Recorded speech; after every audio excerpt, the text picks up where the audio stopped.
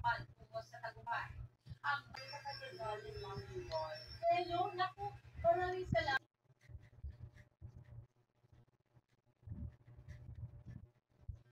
Nakahanap sa duwa ng biktima nang madatnan ito ng mga otoridad. Dead on arrival po ito sa ospital. Base nga sa investigasyon, sinabayan ng suspect sa pagpasok ng biktima na magbubukas pa lamang ng tindahan.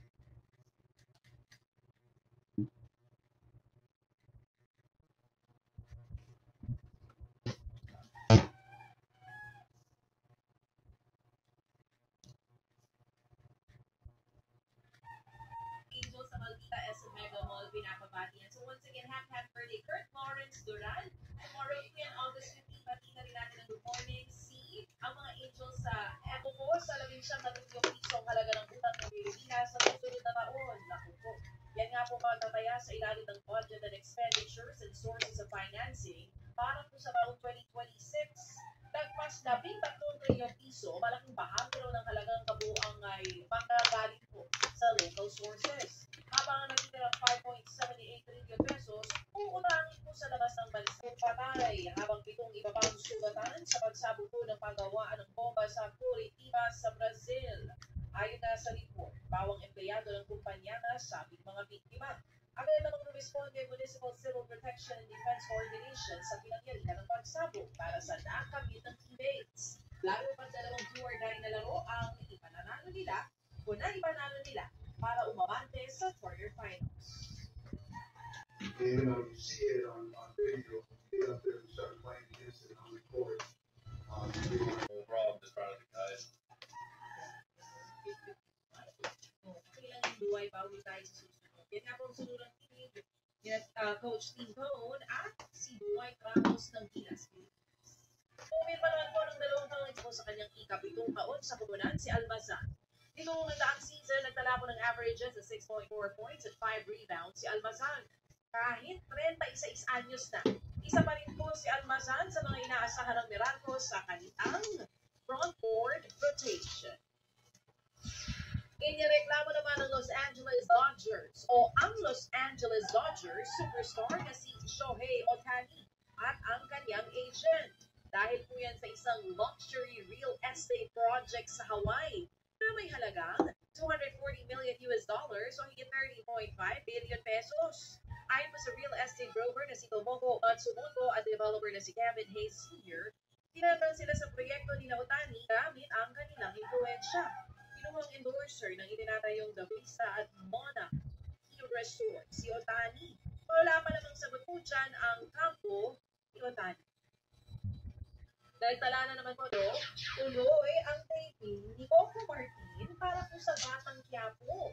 Sa behind the scenes of BTS nga po, makikita si Coco sa gitna ng gubat. Kung sorry kayo, walang makakapigil kay Tanggol. Dumudulas pa po yan sa putikan. Ang kwento ng ako, kahit ano man daw ang panahon, tuloy ang taping. Yan ang trabaho, yan ang passion. Ang ginagawa siyang nahirapan sa eksena dahil nga po madulas sa gubat dahil maulan po sa actress. Labis ang kanyang pasasalamat sa mga pumupuli sa kanya.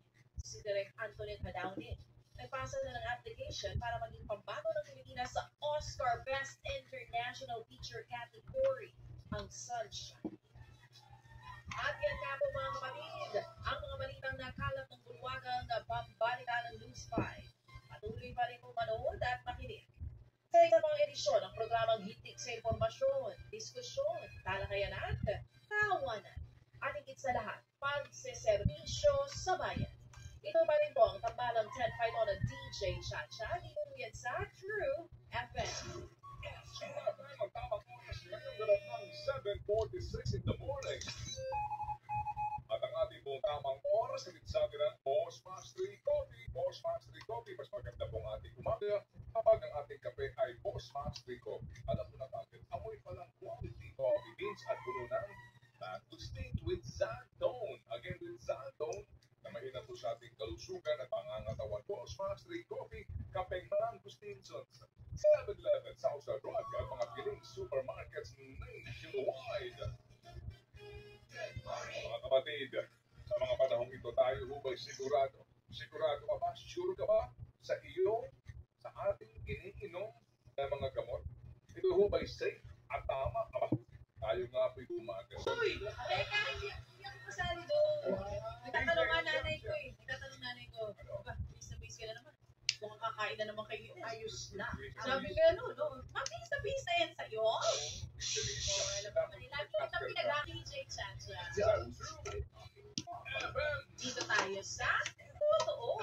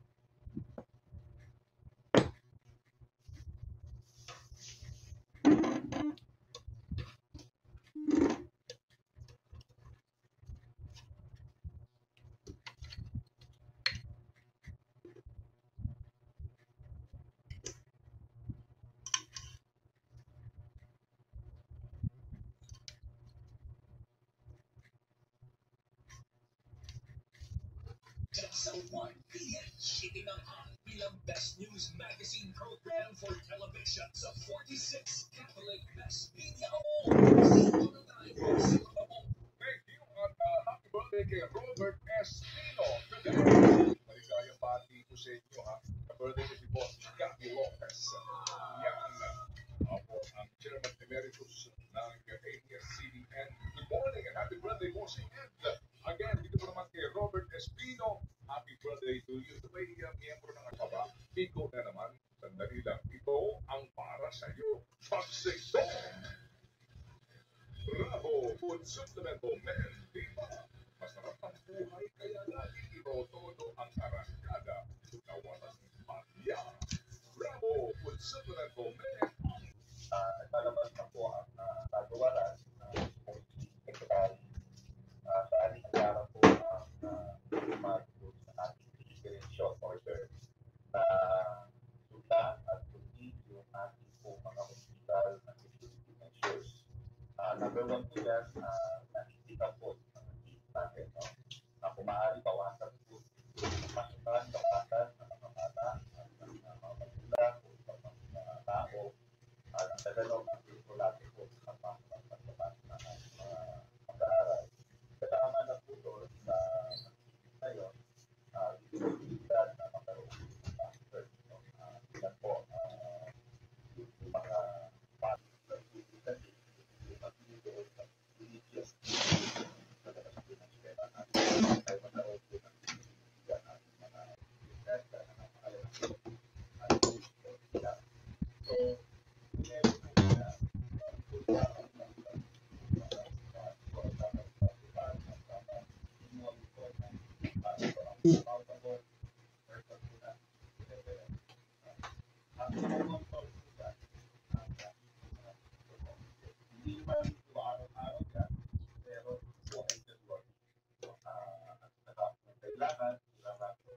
nakulangan sa polisiya, yung politika ng ating proseso.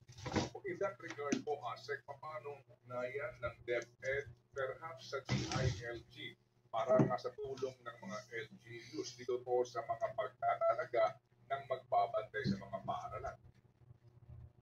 Opo, meron po tayong pwede. Sabi po sa Central Office, DILG po ang kausap namin. No? Pero sa level po ng probinsya, ng syudad at munisipyo, may local school board po tayo, Manfred. So, yung local school board po ay nandun si Mayor, nandun si Governor, at nandun po ang ating mga president. So, yun po yung mekanismo para po mag-ugnayan ang DepEd at ang ating mga DepEd. Pero pa-estimating policy-wise, sa Central Office po yan. Opo. Sir, yung pong mga mauunlad na lungsod, opo, na meron pong mga sinihan, ano? Di ho ba merong special education? Medyo kulang pa rin. Kulang pa rin. Sige po. So siguro pag kami nagka-okasyon din, makatanong din po natin ang DILG dito para po sa kanilang contribution sa problemang ito. Sir, nagpupula po ng bago revised IRR para nga po sa Anti-Bullying Act. Ano po? Basically po, ano ang mga pinagbago dito at pinalakas sa provision? Number one, Manong Ted, ma-appreciate natin kung IRR ay yung definition ng privilege. So, mas tumawag po. So, dati, nakikita natin, hindi lamang. No? Pero dito po sa IRR, hindi lang po yung physical, meron pong verbal bullying, meron pong social bullying, meron pong cyber bullying. Nakalulungkot lang talagang mas nagiging physical bullying, no? Kung paano nakita. Pero ito po, masukunan po sa physical bullying ay dapat nalidetekta na pagka may verbal bullying, malamang na hindi. So, yun po kasi dati-rati po, ang problema nga sa bawat paaralan, opo, wala pang parang kumite na in charge dito sa una sa pagbibigay ng informasyon sa mga magulang at mga bata tungkol nga sa polisiya ng anti-bullying. Hindi po ito nakakatang sa advisor sa paano po. In case po ba may aggrieved party dito na may dalamhati na hindi naman inaksyonan yung reklamo namin o ng ilang buwan, halimbawa, pwede ba siya pumanek sa next level? Sino po yun kung sakali? Meron po tayong division office man. So kung sa batas nila yung pong penalties o mga kaparusahan doon sa mga nanghuli, opo, napalakas na ho ba ito? Di ho ba may level din yan? Opo, ng mga dapat kaharapin ng bata, minor-level po ito, o sa sakali. Pero ba ho itong bago pong pag-design, sir? Yes, Manfred, yan po yung napakalagang sabi. Kasi sa atin po, sa pagpupunto paaralan, po tayo basta ng level ng bata. So, kaya nga po sa kasunod po ng IRR, ilalapag po namin naman yung siya natin on how to deal with the penalty. But we have to be careful with this one because we have to know, for example, experts po natin, bullying kasi baka po bullying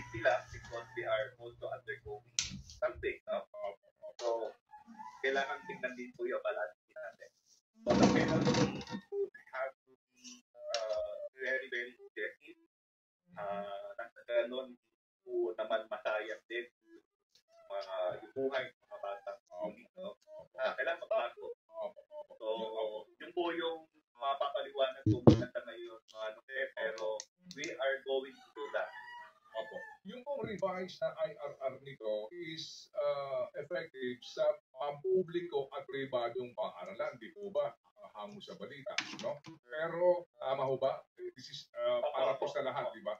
Private and public schools. Pero sa usapin ng penalty, can the private school have their own set of penalties? Yes, because sa private school po, may sarili lang school policy. So, ang pagpapatupad naman po sa private school at minimum, so far as acquisition of educator. So, sa private school, they implement their own policy. May mga eskwelahan po talaga na private school na they impose maximum penalty of expulsion.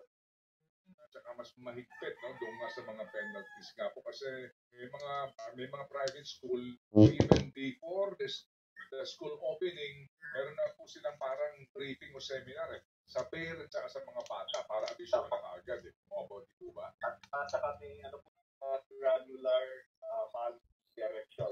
So, yung sinabi ko po kanina sinulat na polisiya to support IRR. Opo. Pero hindi ho ba with this new IRR, obligado ang lahat ng school head sa bawat public school ng mga paaralan. And ito nga din po yung budget para doon sa classroom na sinasabi. Na ngayon po may question doon sa halaga daw po kasi nga DPWH po ang implementing agency. Tama, 2.5 million pesos per school building na kine-question po na ilang mambabatas. Bakit daw kesyo? Bakit ang mahal niyan? Bakit ang DPWH? 3 taon bago matapos. Marami pang hindi tapos. Bakit ang pribadong sektor? Bakit ang mga NGO, mga LGU, mga ganyan? Opo, ay 1.5 lang. Ang iba nga ay 800,000 lang. Pare sila nak. With all due respect. Tapos Pero, hanggang dulo. pero ang tanong, yung ba 2.5 million per classroom, ngayon nyo lang nalaman? Hindi ho ba? May EDCOM report. At noong pa man din yan, sinasabi na yan ang cost. Hindi po ba? Ngayon lang nalaman. Sino ba nagbigay ng pahintulot sa kanila para sila mag-course ng 2.5 million? Di kayo din. Tsaka matindi niya, dun sa EDCOM report, 2010 to 2024, na hindi na-achieve ng DPWH yung pagtatayo ng mga classrooms. Diba? Ang backlog mo, 165,000.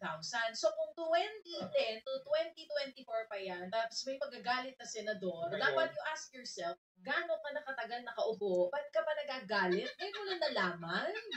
Tapos sa dulo, matindi pa nito, kayo di naman nag-a-approve ng budget. Nakailan ka na bang budget hearing? Nakailang term ka na ba? Tapos ngayon, nakakakan mo itong mga nasa DepEd. Bigla kang magagagaling. Parang, bakit kasi pinibigay nga natin sa DPWH? With all due respect, di ba? Maghubad na po tayo ng ating mga maskara. Saka plastikan natin sa mga isyong ito dahil hindi ito mangyayari na hindi kayo kasama. Hindi kayo nagpahintulot na walang galang lang, please. Hindi po ba magpapatotoo po tayo sa isyong ito? Alright, so aminin nyo, kasama kayo sa nagkamali. Tama ninyo. Huwag nyo nang ibigay sa DPWH. Bigyan nyo ka Ramon Ang. Oo nga, baka mas mabilis Alam mo, lagi na lang bang ang sagot? Opo. Pati yung ito sinasabi para daw maka-cope up tayo sa backlog, i-prioritize. Diba? Ito pong construction ng school buildings. Ito ang pangyayari sa buhay namin. Hindi po ba? Ito ho, sinasabi. Pero, huwag na kayo magalit. Kasi sabi naman doon, kahit papano,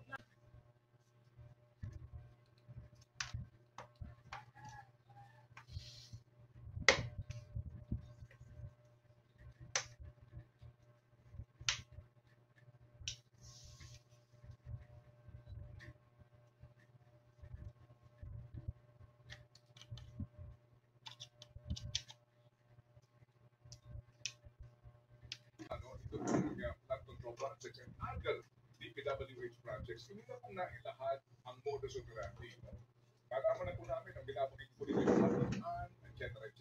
Ang tanong lang po natin ngayon, Mayor, is kung ano na po ang pamamaraan nila, how do we prove it now? Pangalawa siguro, kailangan din sa about time na ang presidente o talaga cases put down, sabihin na dapat ang power of the purse na interpretasyon hindi para pansarili din. Ang power of the purse talaga is protektahan national interest lalo na sa paggamit ng bayan. And number 3, dapat mag-concentrate na yung ating mga pabatas sa paggawa ng batas. At hindi na po dapat makialam dyan sa lalo-lalo na sa pondo ng mga ahensya na ito sa infrastructure. Okay, sige po. Pero again, pagpunta po doon sa aking pong katanungan, kasi nga, alam nyo, matapos nga pong maglahad ng mga leads, ano pa unang lead na presidente sa kanya pong presentation ito Monday, and sa iba po, maglalahad ng mga informasyon kung paano nga kumikita ang iba dito, ang iba po kasi ay nagsasabi nga na dito ba may makukulong? Dito ba may mapaparusahan? Sa puntong yun, Mayor, Robert, statement. pricing, di ba? Opo. And then, pati din ho, yung ikanin nyo kung sino ba talaga dito ang mga pumirma sa kontrata, etc. Sa ganun po usapin, ang mo ng sinasabi na third party, kung meron pong independent party, Mag-i-interview po kayo dyan. So, you have to, kailangan talaga i-reduce yan. Kasi doon mo lahat mag-focus eh. Kailangan mo establish nyo lahat yung mga leads at the same time, photographs. Matapos, kailangan meron mo talagang actual inspection ng technical. Magdadalo kayo ng mga engineers, third-party engineers, para talaga mag-measure. I-determine talaga nila kung compliant pa sila doon sa program of work. Talaga mag-ukay mo yan kasi karamihan na nakalubuan sa ilalim ng lupa sa ilalim. Okay, so, Mayor, libo-libo po ito ng mga projects, no? Hindi lang flood control, no? Libo-libo po itong proyektong ito. Sa ngayon, no, ano ang pagkamat tinatangkilik natin ang mga pangako ng presidente, no? Ang kanyang paunang report, no? Yung mga leads na binabanggit niya. Kung ikaw mismo sa presidente, gaano kahirap ito na gusto mong pagdalahan ng katotohanan, gaano kahirap ito na mapanagot talaga yung mga may gawa nitong pagnanakaw na to?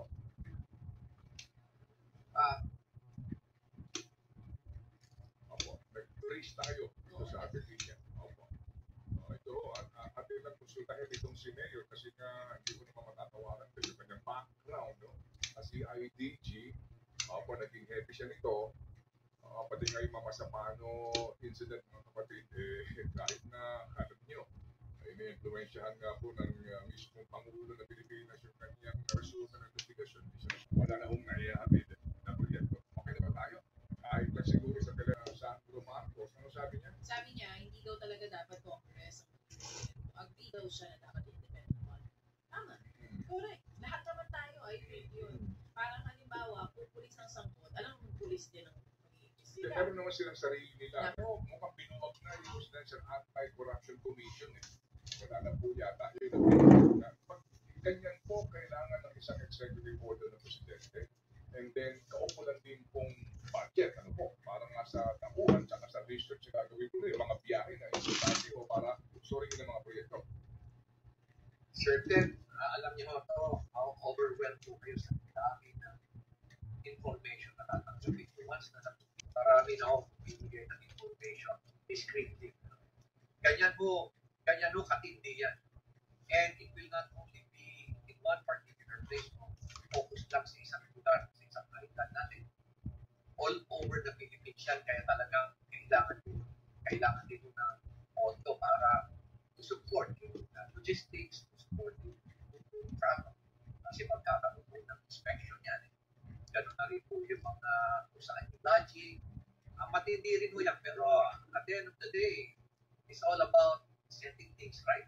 And at the same time, supporting the intention of the President to really address corruption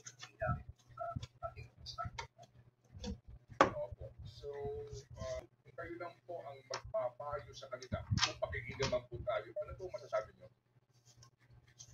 Well, certain sa tingin ko may strategy ang ating presidente. Siguro meron din siya para usap ng mga credible investigator. Kaya ganyan niya siguro, yan siguro yung approach niya eh. Inuunti-unti niya. Later on, makikita nyo na talagang na-pressure na rin ito mga contractors.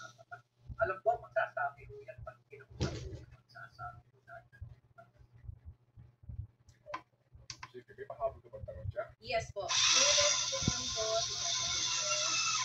may sinasabi ko sila Deputy Speaker Congressman Ronaldo Mundo. Sabi niya dito, bilang kayo daw po ay isang dating PNP chief, hindi daw po kayo basta-basta magsasalita kung walang matibay na ebidensya.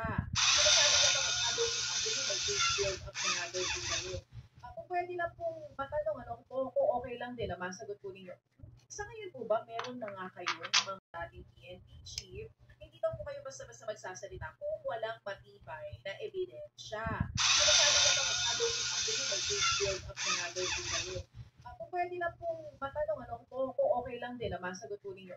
Sa ngayon po ba, meron na nga kayo mga documents na hawak or kung hindi man documents, may mga nakakausap na po ba kayo na mga contractual witness na po pwede pong mag-testify kung magsimula na po ito pong hearing? Yes, ating dyan, marami na rin nakikipag-ugnayan sa akin para magbigay ng information. Meron na rin silang padalang mga dokumento. Meron na rin mga digital copies na talagang very distinct yung pagkapadala nila sa akin. Naglang mga binanggit ng mga figures.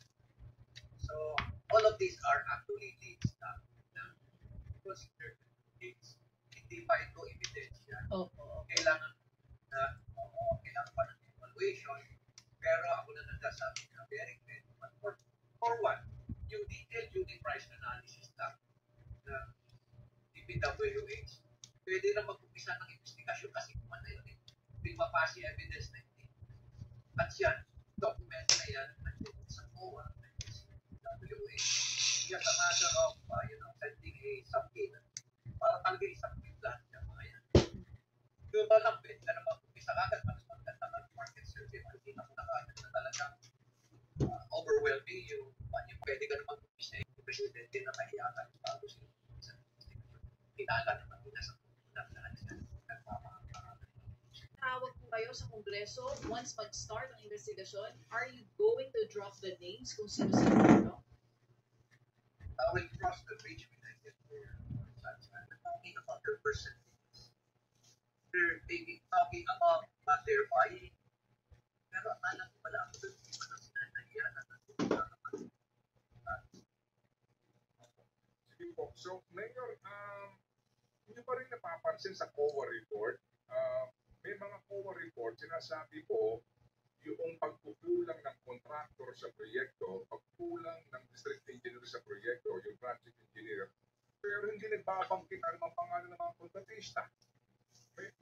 Ganun po eh. Napapansin niyo ba sa COA report mismo?